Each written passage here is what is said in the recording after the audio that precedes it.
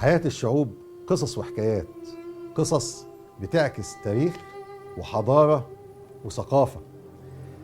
المرة دي هنحكي قصة غريبة قوي وحكاية غريبة قوي، حكاية فيها قوة، حكاية يمكن بتختلط الأمور فيها على شعرة ما بين الفتونة والبلطجة. الفتونة رجولة، الفتونة جدعنة، الفتونة شهامة، لكن البلطجة ليها مسميات أخرى ننقى إن احنا نذكرها. لكن مصر كانت في فترة من الفترات زي ما قلنا إن كان عندها جهاز اسمه الشرطة الشعبية. الشرطة الشعبية دي كان بتتمثل فيه الفتوة. الفتوة لازم يكون له مكونات شخصية، ممكن ما يكونش جسم كبير، ممكن ما يكونش قوي بالقوة الجسمانية اللي ممكن أول ما تشوفه تخاف منه، بالعكس هو يحتاج إلى قوة شخصية، رزانة، حكمة، وطبعا لو قوي يبقى أحسن وأحسن. عندنا فتوات كتير في مصر. يا ترى الفتوات قصرت بس على الرجال ولا السيدات؟ هنشوف بعد الفاصل.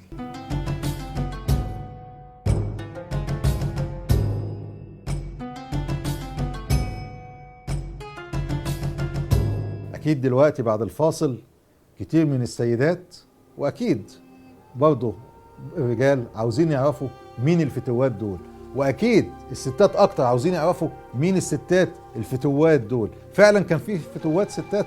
كان في فتوات ستات وكان في فتوات رجالة. هنبدأ الأول بس بالرجالة علشان يمكن يكون معروف شوية.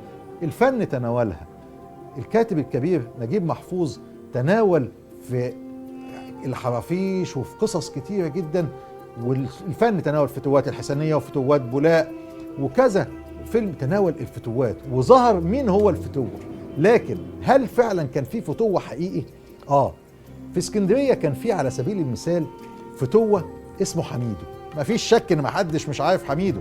ده حميدو اتعمل عليه فيلم، فريد شوقي عمله واستغلوا نجاح الفيلم دون وعملوا ابن حميدو وعملوا الفنان الراحل اسماعيل ياسين. لكن حميدو ده قصته ايه؟ حميدو دون كان في منطقة اسمها السيالة وفعلا كان قوي. كانوا بيعملوا في فترة من الفترات مسابقات يعني للصيادين والمجموعة اللي هناك، وكان أشهرهم في الفترة دي حميدو وكان أقواهم. حميدو وصل صيته للخديوي فقال لا هاتولي الراجل ده أشوفه. فعلا جابوا حميدو وصل للخديوي، لكن إيه اللي حصل؟ هنسمع بعد الفاصل.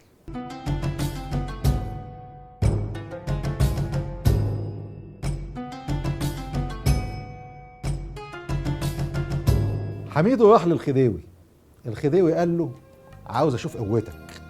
راح جايب له جتة ضخمة، واحد من الخدم بتوعه اسمر طويل عريض.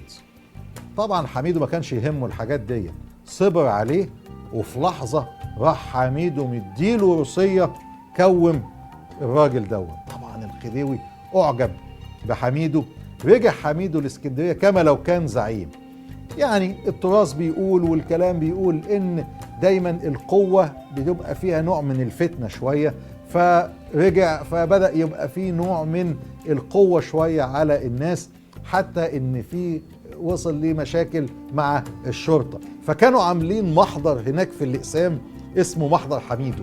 يعني اول ما يقول انه حميدو داخل يقول لك طلع محضر حميدو.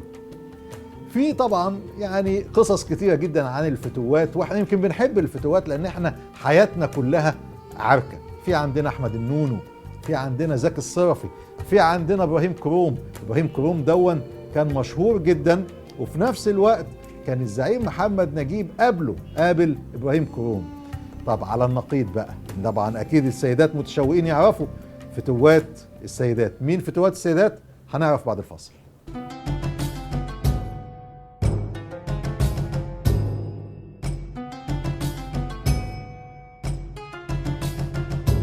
تعرفوا بقى الاسماء اللي هقولها لكم دي عشان السيدات تعرف. عزيزة الفحلة، ام جاموسة، سكسكة، توحة. الاسماء على العين والراس، واكيد الاسماء دي وراها سيدات. انا مش بقول فتوات بلطجية، لا، انا بقول ان هم سيدات وفتوات جدعنة. إذا كانت بتدافع عن حد فبتتقلب بتبقى فتوة، بتجيب حق المظلوم. وأكيد إحنا شعبنا بيضم سيدات عظماء زي ما ضم سيدات بتجيب حاجات بالقانون وبالأصول، في سيدات برضو بتجيب حقها بالإيد.